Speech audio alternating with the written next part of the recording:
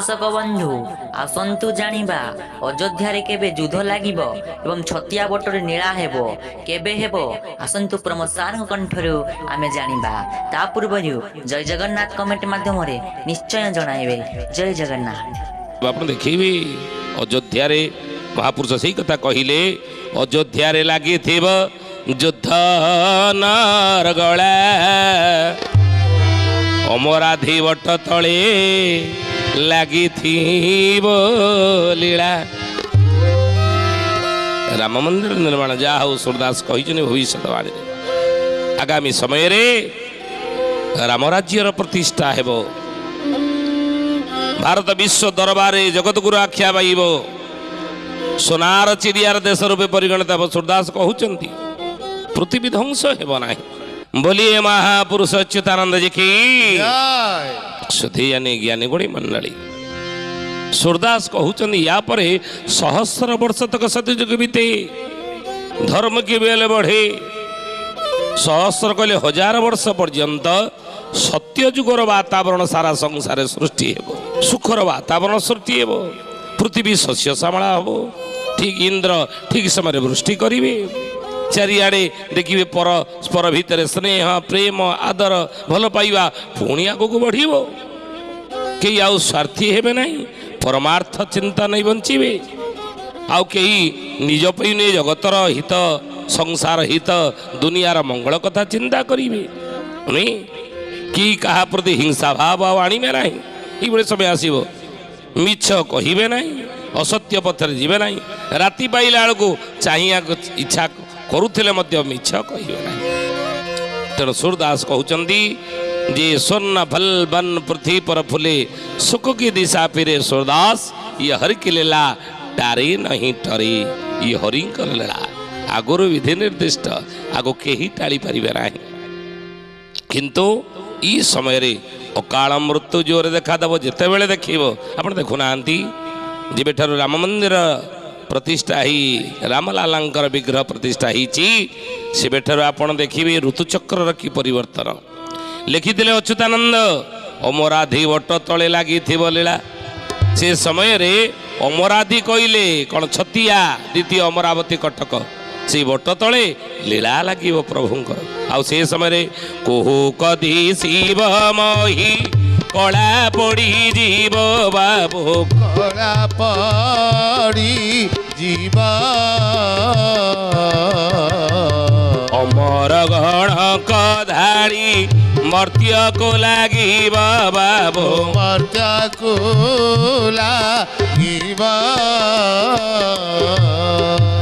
कुहुक दिशिव मही कला पड़ी जीव देखुना आप आम जब लक्ष्य करवा कहीं महापुरुष लिखि कहले बाबू रे सब लक्ष्य रखुव चेतुआ भक्त मान से चेतिकी थे देखुवे क्षण कौन परिवर्तन हो व्यंग कहे बेंगुलिलो मही क्षण क्षण के आन तो मालिकार ये विषय सब लिखा अच्छी आपण ये सब परिस्थिति की लक्ष्य रखिए पृथ्वी वर्तमान कला पड़ जाए मही वर्तमान पृथ्वी कलालिया देखा धुआलिया देखा जाऊन वर्षा होची देखंतु कि भली भाव कहती पुष मासरे वर्षा हेले कुश कहले नहीं पुष मासरे वर्षा हेले कुश कहले नहीं अर्थात पृथ्वी बंध्या हब महापुरुष लिखिंट पृथ्वी बंध्या हब फसल हेब नहीं दुर्भिक्ष पड़ब लोके जीवे हो मरी 64 रोग भ्रम थी फेरी फेरी पृथ्वी कला पड़ी गला वर्षा देखु कि भाव में हो पुष मास वर्षा पागटा परिवर्तन हो जाए 8-10 दिन है पाग परिवर्तन हो गला देखु महापुरुष सही कथा लिखिले जी बाबू रे अदिने वर्षा हेब अदिने घड़घड़ी अदिन सब हम अदिन वर्षा हम देखो होची मालिका वचन न होइबान केबे मिछ न केबे ठारू ना आपण देखंतु परिवर्तन होईची विग्रह प्रतिष्ठा परे परे समाज गोटे आउरी अच्छी महापुरुष लिखिछन बाबू रे सेते बेले युद्धर घन घटा देखा देबो दुई ଭାଗରେ ବିଭକ୍ତ ହେବ ଜନସମାଜ। ଏହି ଜ୍ଞାନୀ ଗୁଣିମଣ୍ଡଳୀ ଆପଣ ଦେଖିବେ ଏବେଠାରୁ ଆପଣ ନିରାଟ ସତ୍ୟ ଲେଖିକି ରଖନ୍ତି କଥା। ସାରା ବିଶ୍ୱବାସୀ ଦୁଇ ଭାଗରେ ବିଭକ୍ତ ହେବେ, ଯୁଦ୍ଧର ପରିସ୍ଥିତି ସୃଷ୍ଟି ହେବ ସଂସାରରେ। ମହାପୁରୁଷ ସେଇ କଥା କହିଲେ ବାବୁରେ ସେତେବେଳେ ଅଯୋଧ୍ୟାରେ ଲାଗିଥିବ ଯୁଦ୍ଧ ଅନରଗଳା, ଆଉ ଅମରାଧି ବଟ ତଳେ ଲାଗିଥିବ ଲୀଳା।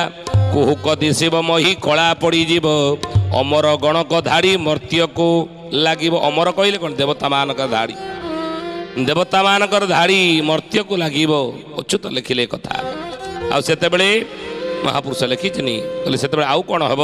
13 ଟୋପିଙ୍କର 13ଟି ଦଳ, ତେରା ମେରା ହୋଇ କରିବେ ଗୋଳ। ଆଉ ତେରା ମେରା ହୋଇ କରିବେ ଗୋଳ, ତେରା ମେରା ହୋଇ କରିବେ ଗୋଳ। କହିଲେ ବାବୁରେ ସେତେବେଳେ 13 ଟୋପିଙ୍କର 13ଟି ଦଳ ତେରା ମେରା ହୋଇ କରିବେ ଗୋଳ। ମହାପୁରୁଷ ଲେଖିଛନ୍ତି, ଆପଣ ଧରିବେ ଏ କଥା। ଆଉ କ'ଣ କହିଲେ? କହିଲେ ସେତେବେଳେ ଆପଣ ଜାଣିଛନ୍ତି ଦ୍ୱାପର ଯୁଗରେ ମହାଭାରତ ଯୁଦ୍ଧର ଗୋଟିଏ ଓଳି ବାକି ଥିଲା।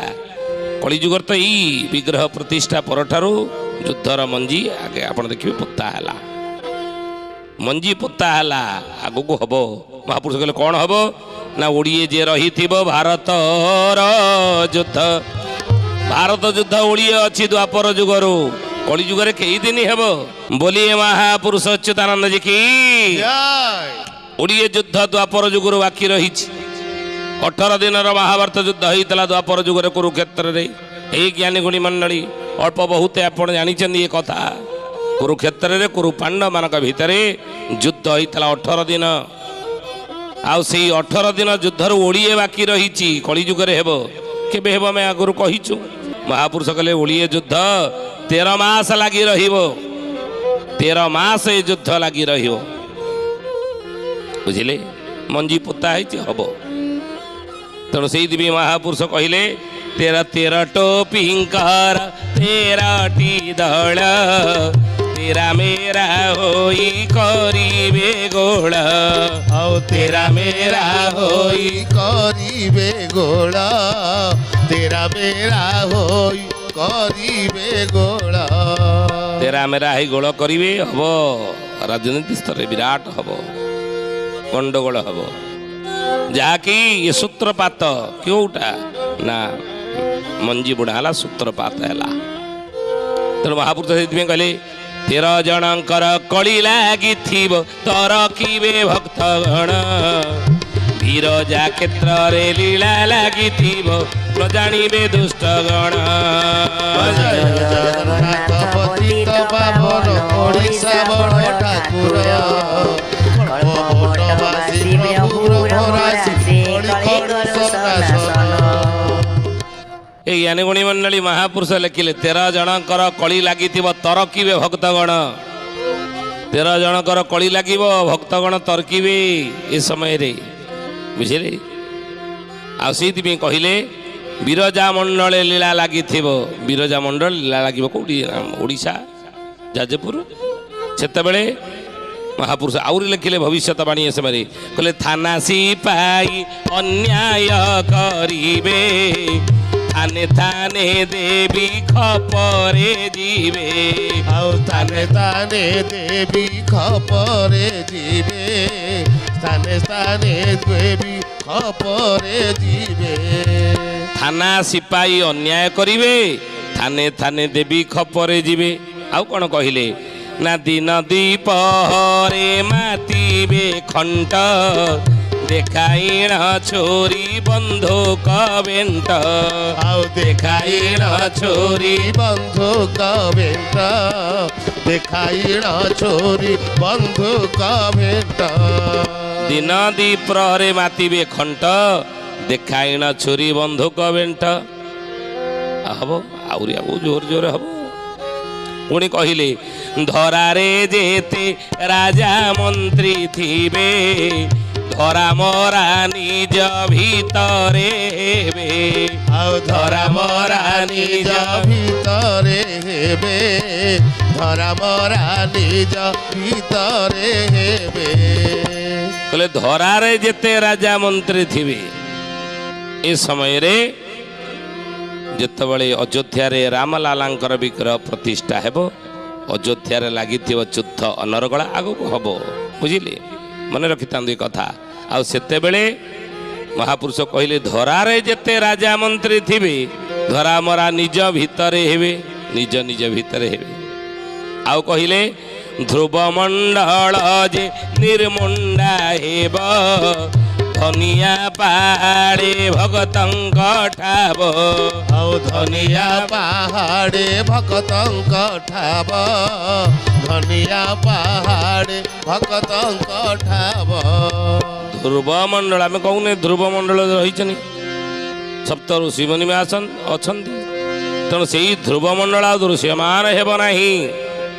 ଧ୍ରୁବ ମଣ୍ଡଳ ଯେ ନିର୍ମୁଣ୍ଡା ହେବ, ଧନିଆ ପାହାଡ଼େ ଭକ୍ତଙ୍କ ଠାବ। ଧନିଆ ପାହାଡ଼ ଛତିଆ ବଟର ପଛପଟେ ରହିଛି ପଶ୍ଚିମ ପଟକୁ, ତାର ନାମ ହେଲା ଧନିଆ ପାହାଡ଼। ତେଣୁ ସେଇଠି ଭକ୍ତମାନଙ୍କର ଠାବ ହବ, ଭକ୍ତମାନେ ସେଇଠି ଯାଇକି ପହଞ୍ଚିବେ ଭଗବାନଙ୍କ ସହିତ ଲୀଳା ଖେଳା କରିବା ପାଇଁ। କହିଲେ ନିଜ ରୂପ ଧରି ବେଚକ୍ରଧର, ନିଶ୍ଚୟ ଓଲଟା ହେବ ଚବିଶର, ନିଶ୍ଚୟ ଓଲଟା ହେବ ଚବିଶର, ନିଶ୍ଚୟ ଓଲଟା ହେବ ଚବିଶର। ଜ୍ଞାନୀ ଗୁଣୀ ମଣ୍ଡଳୀ ସ୍ୱଧି ଜାନେ ମହାପୁରୁଷଙ୍କର ଅକାଟ୍ୟ ବାଣୀ ମିଛ ନୁହଁ। ପୁନଃ ଏଇ ସମୟକୁ ଲକ୍ଷ୍ୟ କରି ଅଚ୍ୟୁତାନନ୍ଦ ମହାପୁରୁଷ ମାଳିକାର ନାମ ହେଲା ଶିବକଳ୍ପ ନବଖଣ୍ଡ ନିର୍ଘଣ୍ଟରେ ଲେଖିଛନ୍ତି ପଦେ। ଏଇ ଅଯୋଧ୍ୟାରେ ରାମଲାଲାଙ୍କର ବିଗ୍ରହ ପ୍ରତିଷ୍ଠା ଯେବେ ହେବ ସେ ସମୟରେ ସଂସାରରେ କ'ଣ କ'ଣ ଘଟଣା ବଳି ଗୁଡ଼ିକ ଘଟିବ ଅଚ୍ୟୁତାନନ୍ଦ ଶିବକଳ୍ପରେ କହିଲେ। କ'ଣ କହିଲେ?